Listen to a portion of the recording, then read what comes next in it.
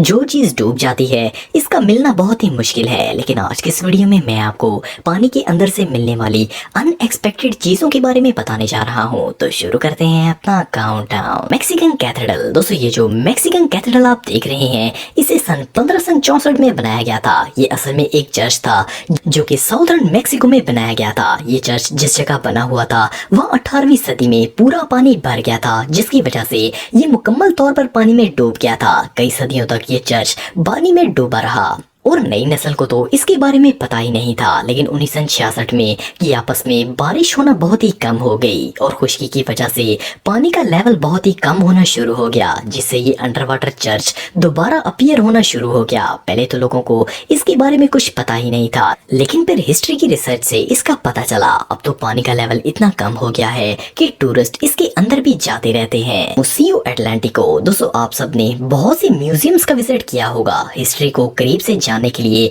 इससे बेहतर जगह और कोई नहीं हो सकती। लेकिन क्या आपने कभी अंडर वाटर म्यूजियम देखा है? मुसियो असल में एक fully functional under water museum है। इस म्यूजियम को एक ब्रिटिश आर्टिस्ट जेसन टेलर ने बनाया है। ये एक मरीन एक्सपर्ट हैं। इन्होंने 300 ह्यूमन स्कल्पचर बनाकर समुद्र में रख दिए हैं। ये बिजार स्कल्पचर्स पानी के अंदर और भी ज्यादा अजीब लगते हैं। टेलर ने जितने भी स्कल्पचर्स बनाए हैं वो सब स्पेशल मटेरियल से बने हुए हैं, जिनमें मरीन एनिमल्स को कोई भी नुकसान नहीं पहुंचता। जेसन के मुताबिक इन्होंने ये स्कल्पचर इसलिए बनाए हैं ताकि मरीन लाइफ को प्रिजर्व किया जा सके। लेकिन अगर देखा जाए तो ये टोटली नॉनसेंस है और इससे किसी को कोई फर्क नहीं पड़ेगा। बहरहाल ये देखने में बहुत ही अनयूजुअल है। दोस्तों आप सबने इजिप्ट की बहुत सी डॉक्यूमेंट्री वीडियोस देखी होंगी। जब भी कोई मिस्र का नाम लेता है तो जहन में पिरामिड्स या फिर स्फिनिक्स का ही ख्याल आता है। ये huge handmade genius engineering marvel सच में तारीफ के लायक है। वैसे तो इसकी इमेज देखते ही मिस्र का ख्याल आ जाता है, लेकिन बहामस में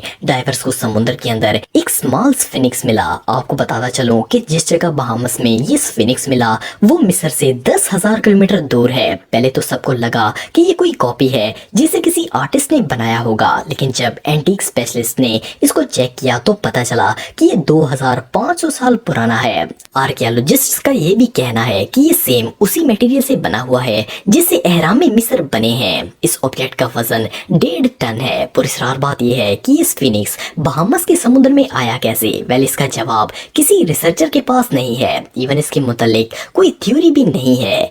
ये एंशिएंट इजिप्शियन स्फिनिक्स 10,000 किलोमीटर दूर बहामस के समुद्र में आया कैसे, ये आज भी एक मिस्ट्री है। 1908 को एक शिप जिसका नाम सैन होजे था वो समुद्र में डूब गया। इस स्पेनिश शिप पर 600 लोग सवार थे और इसमें सैकड़ों किलो सिल्वर, गोल्ड और एंटीक ट्रेजर भी था। स्पेनिश और ब्रिटिश शिप्स की जंग के दौरान इस शिप के डूबने की लोकेशन किसी को पता नहीं चल सकी। रिसर्चर्स के मुताबिक इस शिप पर जो खजाना है इसकी प्राइस 17 अरब डॉलर से भी ज्यादा है। सदियों तक ये शिप किसी को नहीं मिला, लेकिन 2015 में कोलंबियन अंडर वाटर ऑपरेशन के दौरान इन्होंने ये शिप खोज लिया। एक्सपर्ट्स के मुताबिक ये दुनिया के सबसे वैल्यूएबल ट्रेजर्स में से एक है। लेकिन प्रॉब्लम ये है कि ये शिप अभी भी समुद्र के अंदर है और इसे नहीं निकाला गया। उसकी वजह ये है कि स्पेनिश गवर्नमेंट ने ये दावा किया है कि ये शिप इनकी मलकियत है, जबकि कोलंबियन गवर्नमेंट इसको स्टेट प्रॉपर्टी बनाना चाहती है क्योंकि ये कोलंबिया से मिला है। ये डिस्प्यूट अभी भी जारी है और जो केस जीता खजाना उसी का होगा।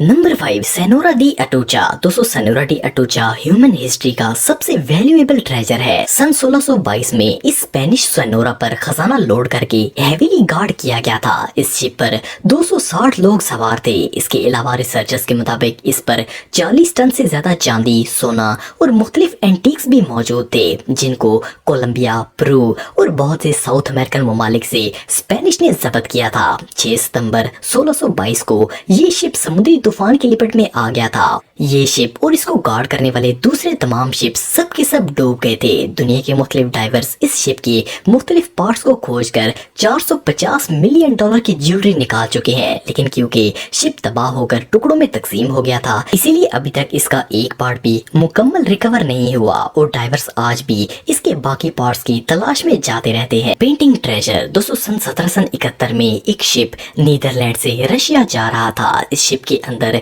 निहायत कीमती पेंटिंग्स और एंटीक्स थे। इन पेंटिंग्स को मलका कैथरीन द सेकंड ने खरीदा था। जब ये शिप इस कार्गो को लेकर रशिया जा रहा था तो एक समुद्री तूफान की वजह से वो बाल्टिक सी में डूब गया। सदियों तक ये पानी में डूबा रहा और किसी को इसकी लोकेशन पता नहीं थी। लेकिन 1999 में फिनलैंड के एक डाइवर ने इस शिप को डिस्कवर कर लिया। सबसे अमेजिंग बात ये थी कि इन पेंटिंग्स और एंटीक्स को ऐसे पैक किया गया था ताकि ये पानी में डैमेज ना हो। इसके लिए एल्स ऑयल का इस्तेमाल किया गया था। इनमें से ज्यादातर पेंटिंग्स और एंटीक्स बिल्कुल सही सलामत थे और ये ट्रेजर 1.5 बिलियन यूरोस की कीमत रखता है। ये शिप पानी की सतह से 134 फुट गहराई में था और इन प्राइसलेस चीजों को सेफली समुद्र से बाहर निकाल लिया गया। व्हीकल्स दोस्तों, फ्लोरिडा के एक दरिया में कुछ लोग स्कूबा डाइविंग कर रहे थे कि इन्हें वहाँ एक कार जैसी चीज नजर आई। जब इन डाइवर्स ने करीब जाकर देखा तो एक नहीं बल्कि वहाँ 10 कार्स और 2 मोटरसाइकिल थे। इस डिस्कवरी ने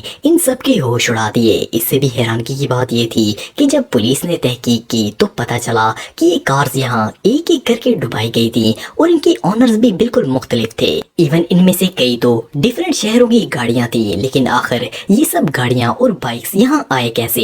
असल में ये सब गाड़ियाँ चोरी की थी। इस दरिया का पानी मडी था जिसकी वजह से अंदर मौजूद चीजें नजर नहीं आती थी, इसलिए चोर इन कार्स को क्राइम के बाद यहाँ लाकर फेंक दिया करते थे। इन गाड़ियों को बाहर निकालने का कोई फायदा नहीं था क्योंकि ये नमकीन पानी की वजह से पूरी गल सड़ चुकी थी और अब ये जगह डाइवर्स के लिए एक यूनिक विजिटिंग स्पॉट बन चुकी है। किंगडम दोस्तों, 2001 में चाइना की फुजान लेक के करीब आर्कियोलॉजिस्ट एंशिएंट आइटम की खोज कर रहे थे कि इनमें से कुछ लोग डाइविंग करने के लिए चले गए। इस लेक में इन्हें अजीबोगरीब स्कल्पचर्स देखने को मिले। पहले तो इन्हें समझ ही नहीं आया कि ये आखिर है क्या। फिर प्रोफेशनल डाइवर्स के साथ जब इसकी तहकीक की गई तो एक्सपर्ट्स को वहाँ एक पूरा शहर मिला। ये डयान किंगडम था जो कि 1750 साल पहले यहाँ आबाद हुआ करता था। आर्कियोलॉजिस्ट को वहाँ गलियां, दीवारें, रहने के मकामात और बहुत कुछ मिला। इन सब को मिलाकर पता चला कि ये पूरा शहर ही पानी में मौजूद है। ये शहर 6.5 स्क्वायर किलोमीटर पर फैला हुआ था।